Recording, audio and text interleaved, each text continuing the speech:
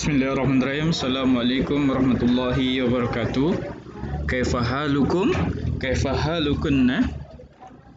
Alhamdulillahi rabbil alamin. Assalatu wassalamu ala asrafil anbiya'i wal mursalin wa ala alihi wa sahbihi wa man tabi'ahu bi ihsan ila yaumiddin. Amma ba'du. Rabbi shrah li sadri wa yassir li amri wahlul 'uqdatam min lisani yafqahu qawli. Ayyuhat talabah at-talibat, naskurullah ta'ala في هذا اليوم نتعلم ولو كان في مجمل الغيب. Alhamdulillah. Alhamdulillah Allah yu'ti ilaina ni'matan siha wa kadzalika ni'mal iman. Salat as-salah wassalam ya bina naqra ila nabiyina al-karim. Naqra li nabiyina al-karim Muhammad sallallahu alaihi wasallam. Allahumma salli wa sallim wa barik alaihi. Darsuna, pelajaran kita adalah ekonomi. Untuk saat ini kita masuk ke bab badan usaha dalam perekonomian Indonesia. Ini terbagi menjadi 3, yakni BUMN, BUMD, BUMS. BUMN, badan usaha milik negara. BUMD, badan usaha milik daerah. BUMS, badan usaha milik swasta.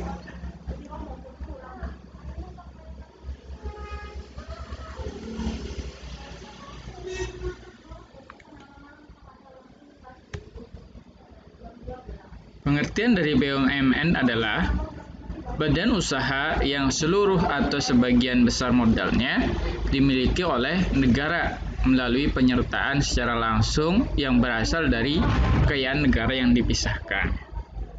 Nantinya kalau BUMN adalah sebuah badan usaha di mana badan usaha tersebut sebagian atau seluruh modalnya itu dari negara, dari pemerintah. Maksud dan tujuan adanya BUMN ini adalah memberikan sumbangan bagi perkembangan perekonomian nasional pada umumnya dan penerimaan negara pada khususnya, selanjutnya mengejar keuntungan, menyelenggarakan kemanfaatan umum berupa penyediaan barang dan jasa yang bermutu tinggi dan memadai bagi pemenuhan hajat orang banyak, menjadi perintis kegiatan-kegiatan usaha yang belum dapat dilaksanakan oleh sektor-sektor swasta dan koperasi.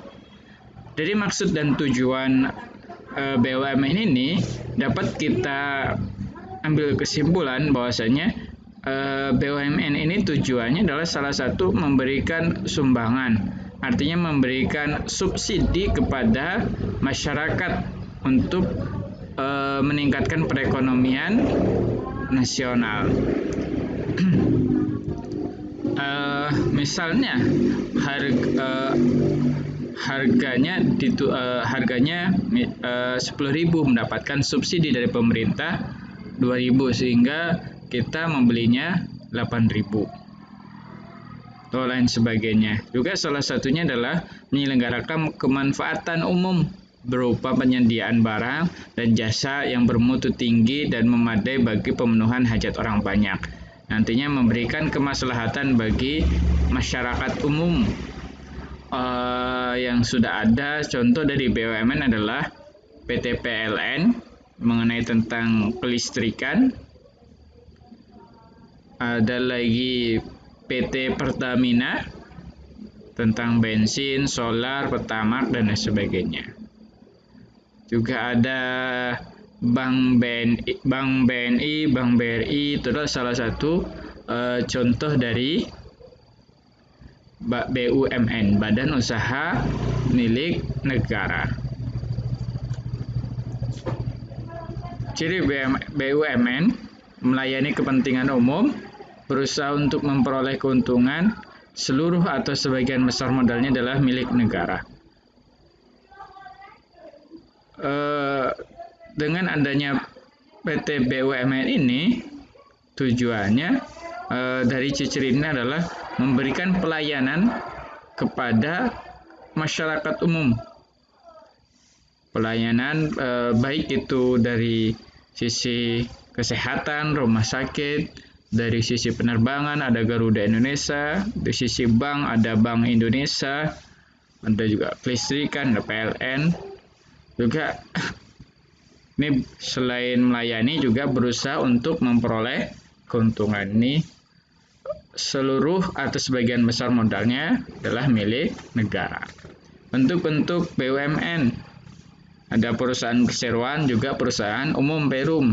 Perusahaan perseroan adalah seperti PT BNI, PT PLN, PT KAI, Kereta Api, juga Bank BRI, dan sebagainya. Garuda Indonesia tentang penerbangan. Kalau untuk perusahaan umum, Perum seperti Perumnas, ini tentang pembangunan rumah nasional, dan juga Bulog tentang logistik, dan juga Damri tentang kendaraan, alat kendaraan atau transportasi. Ini adalah contoh-contoh BUMN. Dari contoh-contoh ini mereka tugas mereka adalah melayani kepentingan umum.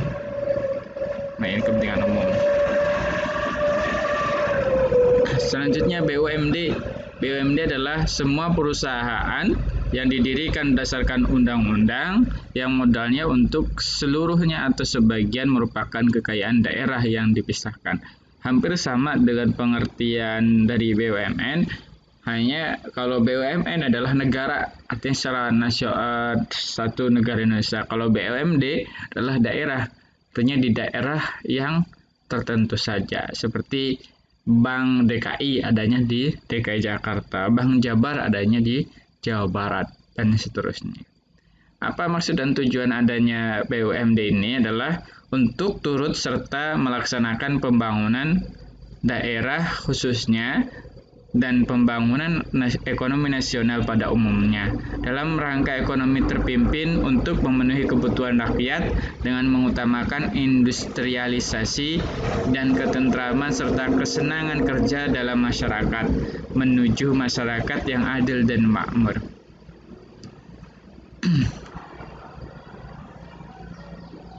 Dari maksud dan tujuan ini, adanya berdirinya BUMD adalah salah satu untuk meningkatkan pembangunan daerah tersebut khususnya, dan juga pembangunan nasional, pembangunan ekonomi nasional dalam rangka ekonomi yang terpimpin. Salah satunya adalah untuk memenuhi kebutuhan rakyat dengan mengutamakan ada industrialisasi dan ketentraman serta kesenangan kerja dalam masyarakat. Ini salah satu contohnya adalah seperti PDAM, dengan harapan adanya BUMD ini masyarakat mendapatkan, khususnya di daerah tersebut, menjadi daerah yang adil dan makmur karena adanya BUMD. Tadi ada sebuah usaha yang dikelola oleh daerah tersebut. Ciri-ciri BUMD didirikan oleh pemerintah daerah dan ditetapkan oleh peraturan daerah atau Perda, memiliki status badan hukum, modal keseluruhannya atau sebagian merupakan kekayaan daerah yang dipisahkan. Bentuk-bentuk BUMD ada perseroan daerah, ada juga perseroan terbatas atau PT. Ini contohnya ada tadi Bank DKI, ada di Bank DKI aja, Bank Jabar, PDAM, dan lain sebagainya. BUMS ini berbeda dengan BUMD, BUMN. BUMS adalah badan usaha yang seluruh modalnya dimiliki oleh swasta dan pengelolaannya ditangani oleh swasta dan tidak ada campur tangan dari pemerintah.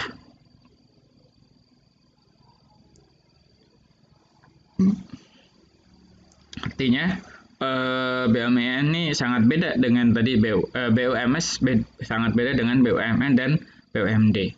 Kenapa? Karena ini adalah modalnya seluruhnya dimiliki oleh swasta dan tidak ada campur tangan milik atau dari pemerintah. BUMS ini digolongkan menjadi 3. Yang pertama Badan Usaha Swasta Nasional, Badan Swasta Nasional atau BUMS nasional. Ada juga Badan Swasta Asing, Badan Usaha Swasta Asing, Badan Usaha Campuran atau joint venture. Maksud dan tujuan berdirinya salah satu BUMS ini adalah menjalankan usahanya dan memperoleh keuntungan sebesar-besarnya. Ini kenapa? Karena tadi modalnya adalah milik swasta sehingga mereka adalah tujuannya menjalankan dan mendapatkan keuntungan sebesar-besarnya. Berbeda dengan BUMN. Kalau BUMN mengutamakan melayani kepentingan umum atau kepentingan masyarakat orang banyak. Namun untuk BUMS adalah tujuannya adalah menjalankan tugasnya atau usahanya dan memperoleh keuntungan sebesar-besarnya. Ciri-ciri BUMS adalah bertujuan untuk memperoleh keuntungan sebesar-besarnya yang tadi sudah, sumber modal dari perseroan atau persekutuan. Artinya sumber modalnya bukan dari pemerintah, bisa jadi perseorangan atau persekutuan, bisa pinjaman ke bank atau juga bisa menjual sahamnya. Selanjutnya, kekuasaan tertinggi persero berada dalam rapat umum pemegang saham. Pengelola dipilih melalui RUPS, Rapat Umum Pemegang Saham. Karena tadi modal utamanya dari para pemegang saham. Selanjutnya, bentuk-bentuk kerjasama BUMS. Agar supaya BUMS ini tetap berjalan stabil, ketika mereka turun, mereka membentuk kerjasama. Tadi kalau BUMN tidak ada, kenapa? Karena BUMN itu berkelanjutan terus, dan itu modalnya sudah pasti, sudah ada subsidi dananya dari pemerintah, sehingga mereka tidak takut akan bangkrut atau gulung tikar, karena modalnya sudah jelas ada dari pemerintah, dan itu akan berjalan, berdirinya pasti karena modalnya dari pemerintah. Beda dengan BUMS. BUMS ini berdirinya bisa jadi belum pasti dan menunggu atau tergantungan kepada modal, bisa jadi modal pinjaman atau saham. Kalau banyak yang membeli saham, maka BUMS ini akan berjalan, atau yang memiliki modal ini cukup, maka BUMS ini akan berjalan. Tapi kalau tidak memiliki modal, maka ini yang susah. Maka salah satu mereka ada bentuk kerjasama agar BUMS tetap terus berjalan atau stabil. Yang pertama joint venture, trust, holding company, cartel, concurrent, akuisisi, consolidation, trade association, merger. Ini dari sini ini adalah mereka memodifikasi baik itu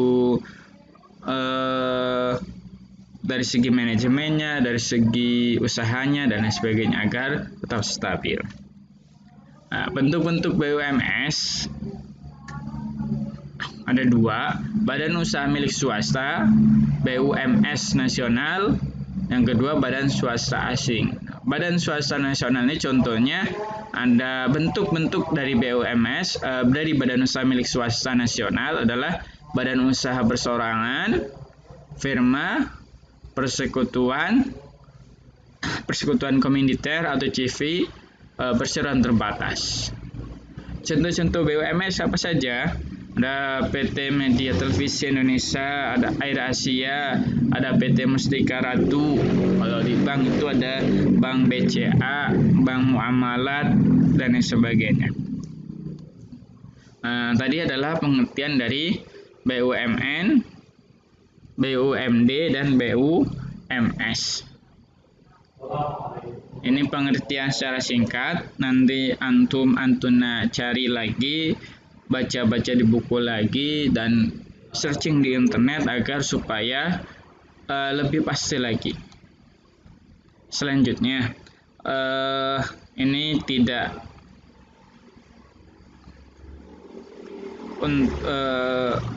untuk studi kelayakan usaha konsumen, studi kelayakan usaha dalam mendirikan sebuah usaha, maka salah satu tugas kita sebagai yang akan mendirikan usaha, maka harus dan wajib studi kelayakan. Artinya agar usaha yang kita jalankan atau akan jalankan itu berjalan sesuai dengan yang kita inginkan. Jangan sampai kita usaha tapi tidak untung. Namun setiap usaha itu pasti ada keuntungan dan kerugian. Dengan adanya studi kelayakan ini diharapkan adalah mendapatkan keuntungan yang besar dan meminimalisir resiko. Namun resiko pasti tetap ada, maka tidak bisa kita hindari. Yang kita bisa usahakan adalah meminimalisir resiko yang ada. Ini yang saya ketik di sini adalah yang paling penting adalah konsumen. Kita ingat sahabat Nabi Muhammad sallallahu alaihi wasallam, Allahumma shalli wa sallim wa barik alaih. Yang paling kaya pada saat itu adalah sahabat Abdurrahman bin Auf radhiyallahu anhu.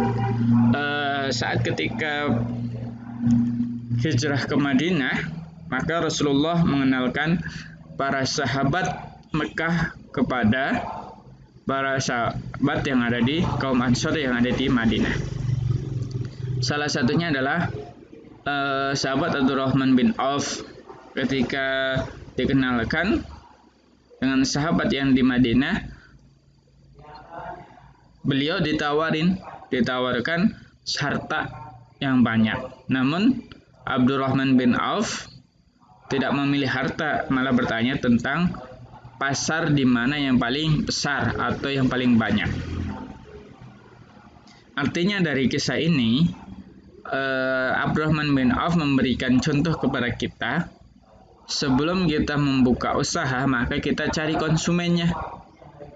Konsumennya banyak atau tidak. Rata-rata konsumen itu mengkonsumsi barang apa.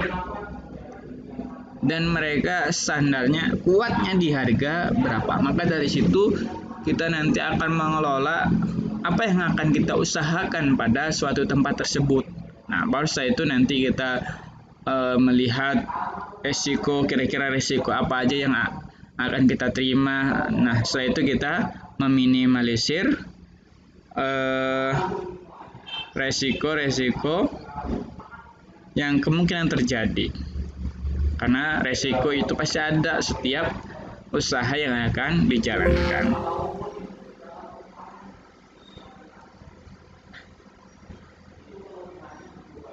Demikian penjelasan tentang badan usaha dalam perekonomian Indonesia. Semoga dapat dipahami. Antum mohon searching lagi di internet, pelajari lagi lebih dalam. Insyaallah sebentar lagi kita ujian. Syukran, subhanakallahumma bihamdika, asyhadu an la ilaha illa anta, astaghfiruka wa atubu ilaik. Assalamualaikum warahmatullahi wabarakatuh.